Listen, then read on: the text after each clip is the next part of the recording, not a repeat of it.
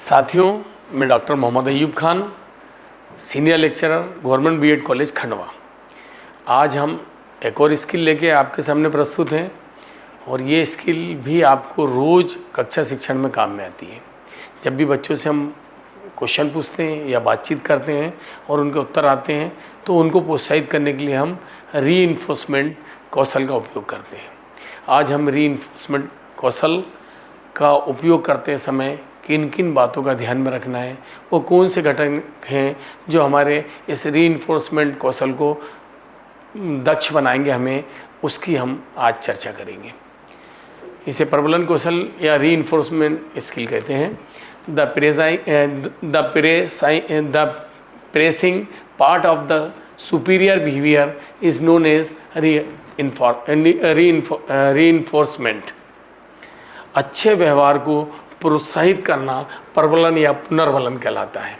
किसी व्यवहार को जब हम बार बार करते हैं या बार बार दोहराते हैं, उसको प्रोत्साहन या बल या प्रबलन बल या पुनर्बलन बल कहलाता है।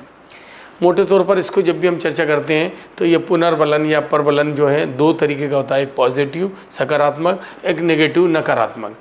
पॉजिटिव में भी सकारात्मक वर्बल मतलब पॉजिटिव वर्बल, सकारात्मक शाब्दिक, पॉजिटिव नॉन वर्बल सकारात्मक अशाब्दिक। इसी तरह नेगेटिव में भी शाब्दिक और अशाब्दिक मतलब वर्बल और नॉन वर्बल रीइंफोर्समेंट पाए जाते हैं। इनके घटकों की हम चर्चा करेंगे।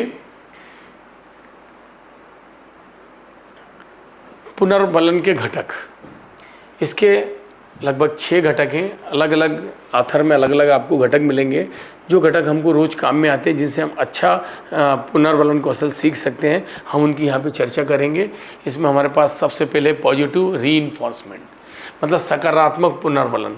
जब भी हमको बच्चे से बात करना है तो हमको उसको जो पुनर्बलन का यूज़ करेंगे वो सकारात्मक, वो शाब्दिक भी हो सकता है, अशाब्दिक भी हो सकता है।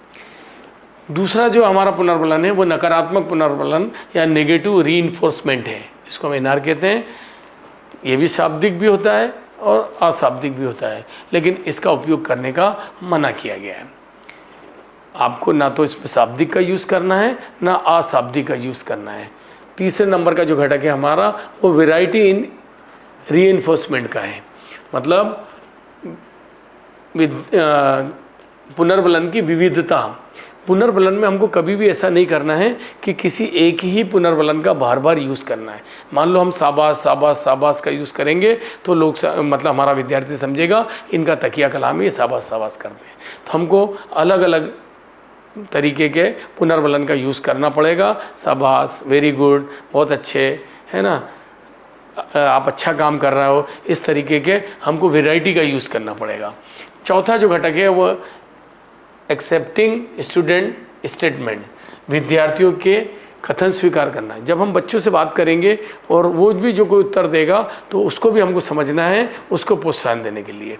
यदि हम उसको नकारेंगे तो शायद वो बच्चा भी हमारा प्रोत्साहित नहीं हो पाएगा। तो अगला जो घटक है वो है writing student response on the black board. मतलब जब बच्चा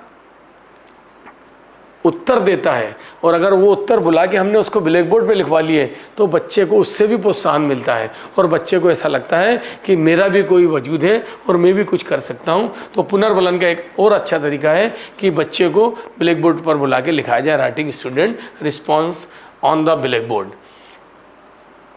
यूजिंग रीइंफोर्समेंट फॉर ऑल, यानी पुनर्बलन का सभी के लिए उपयोग करना। पुनर्बलन का जब भी हम क्लास में यूज़ करेंगे, पर्टिकुलर किसी विद्यार्थी से बार बार नहीं हम कहेंगे कि वेरी गुड वेरी गुड, नहीं तो ऐसा लगेगा कि ये सर जो हैं बार बार इसी विद्यार्थी से वेरी गुड करते रहते हैं।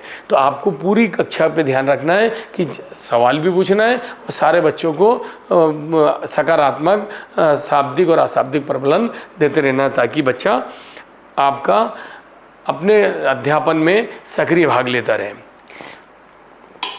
एक हमने छोटा सा पार्ट बनाने का कोशिश की है माइक्रो टीचिंग स्किल का। और माइक्रो टीचिंग स्किल को जब भी बनाते हैं तो जनरल इन्फॉर्मेशन ऐसी लिखी जाती है कि सूक्ष्म शिक्षा पाठ्य योजना, छात्र अध्यापक का नाम, कक्षा, विषय, दिन, दिनांक, समय अवधि, और जो हमारा प्रकरण है आज का पुनर्बलन रीइंफोर्समेंट का अभ्यास, 2 बार अभ्यास करेंगे और तीसरी बार में अभ्यास की जगह क्या करेंगे, परफेक्शन की तरफ चले जाएंगे। हमने एक छोटा सा नमूना बनाया है कि किस तरीके से हम पुनर्बलन कौशल के जो घटक हैं उनका यूज़ कर सकते हैं। हमने कुछ घटकों का यूज़ करने का यहाँ प्रयास भी किया गया है। हम बच्चों से सवाल पूछेंगे, उत्तर आने पर हम उनको क्या करेंगे, पुनर्बलन या रीइंफोर्समेंट देंगे। हमने बच्चों से सवाल पूछा कि संतुलित भोजन के अवयव कौन कौन से हैं। हमने पूछा संतुलित भोजन के अवयव कौन कौन से हैं।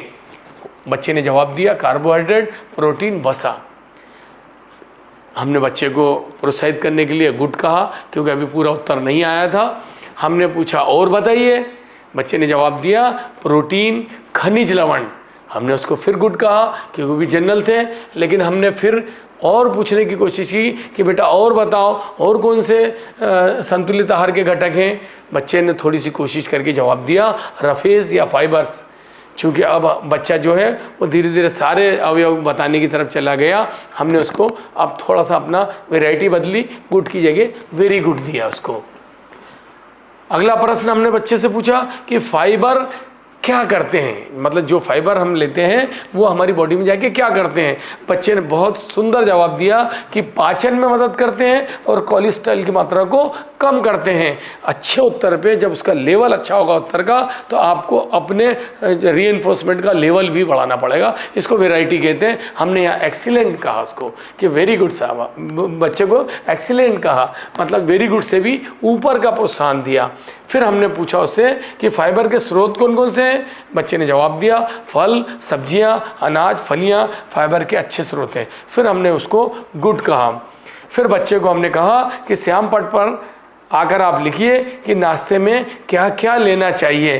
बच्चा श्याम पट पे आके लिखता है कि नट्स, दूध, सब्जी, उबला अंडा, और हमने वहाँ घटक का नाम WSRB, मतलब ब्लैक बोर्ड पर जो बच्चे ने आके लिखा उस घटक का वहाँ पे घटक लिखने की कोशिश की। इस तरीके से हम माइक्रो टीचिंग में एक प्लान बना के उस विन्यास रीइंफोर्समेंट कौशल का अभ्यास कर सकते हैं, ताकि जब क्लास में हमारे को बच्चों को प्रोत्साहन करना पड़े तो हम उसके सारे घटकों का यूज़ कर सकते हैं। Thank you.